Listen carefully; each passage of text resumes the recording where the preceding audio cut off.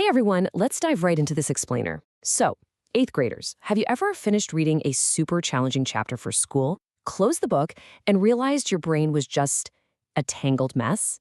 Yeah, it happens to literally all of us. But today, we're going to fix that. You're going to learn how to conquer complex texts by mapping out your reading connections.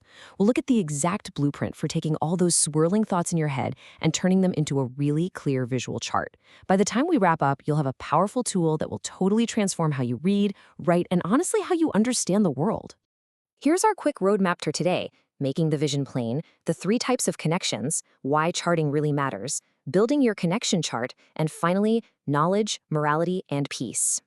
Section 1, making the vision plain. To kick things off, we need to establish the foundational why behind actually writing our thoughts down.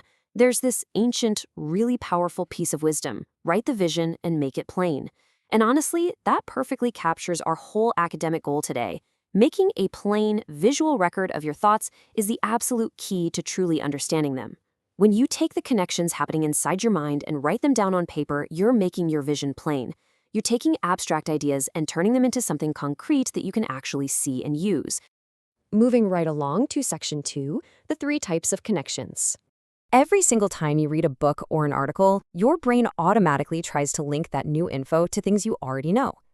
The first way it does this is called text to self. This is where you find a mirror of your own life right within the pages. It's that aha moment when you read about a character's struggle and think, wow, yep, I felt the exact same way when I accidentally sent a screenshot of a text to the person I was texting about. You know the feeling, right? You're anchoring the text to your own personal life, making it instantly more meaningful. Next up is text to text. This connection happens when what you're reading reminds you of another story, article, or poem you've read before. Maybe the hero in the novel you're reading today totally reminds you of a historical figure from a biography you read last month. Or maybe the rhythm of an essay just feels exactly like a poem you studied last year. You're linking texts together, building this massive interconnected web of literature in your mind. And the third one is text to world. This is where you bridge the ideas in the text to larger news stories, historical events, and society across the globe. You might be reading a sci-fi story about resource shortages and immediately connect it to real-world news articles about climate change. Basically, you're zooming out, taking a wide lens view and seeing exactly how your reading fits into the giant global picture. All right, Section 3, why charting really matters. Now, you might be asking yourself, okay, I already make these connections in my head automatically, so why do I need a physical chart? It's a totally fair question, but the difference between a good student and a great student is usually just how they manage information. Charting takes all that incredibly complex information floating in your brain and makes it super easy to understand. By listing your connections side by side, you can quickly compare them and spot exactly where they overlap. When essay time rolls around, having this chart is a lifesaver because your evidence is already perfectly organized. And beyond just schoolwork, it builds your lifelong ability to organize your thoughts for clear, confident communication. Section 4, building your connection chart. Let's get practical so you can actually use this blueprint to conquer your assignments. It's not complicated at all. Your setup should be simple. Just draw 3 distinct, clearly labeled columns: text to self, text to text, and text to world. As you read, instead of just endlessly highlighting text without a real plan, you'll populate these specific columns. It instantly categorizes your thoughts before they can slip away. The whole progression takes just 3 simple steps. First, draw those columns. Second, actively fill them out while you read. Seriously, don't wait until the end of the chapter when you might forget. Jot down a quick personal connection or a global event the very second it sparks in your mind. Third, and this is the real secret to crushing those essays, once you finish reading, step back and look for patterns across the columns. Once that chart is filled, you'll start to see the magic happen. You might discover a shared theme, like perseverance, showing up everywhere, in your own life, in the book, and in a global news story. Or maybe you notice a repeated setting, like the same city popping up in a novel, a history text, and your own family history. You could even find a cross-genre link, where a nonfiction article suddenly connects to a poem.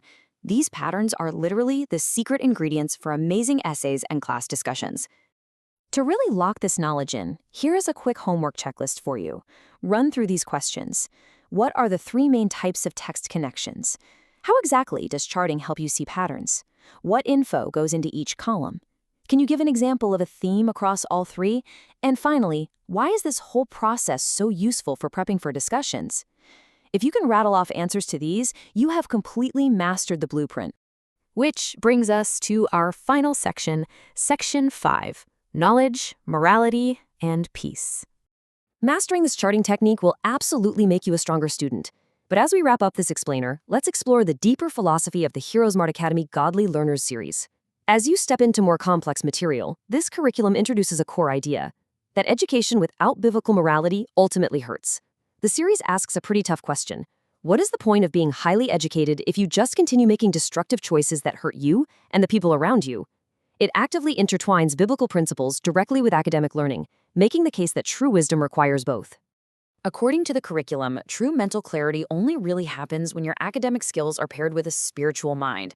The series specifically points to Romans 8:6-7, which promises peace of mind to everyone who keeps their mind spiritual. And that is the ultimate goal here as you engage with this content. You aren't just learning to chart reading connections. The program's aim is to help you align your mind in a way that brings lasting peace, rather than just retaining a bunch of raw data. So I want to leave you with a pretty provocative thought as you approach your next reading text. What really is the point of being educated if your knowledge doesn't lead to a lasting peace of mind? As you draw your 3 columns and start mapping out your connections to yourself, to texts, and to the world, ask yourself, are you organizing your mind just to chase good grades, or are you striving for true spiritual peace and wisdom? Keep making those connections, keep making your vision plain, and I will see you in the next explainer.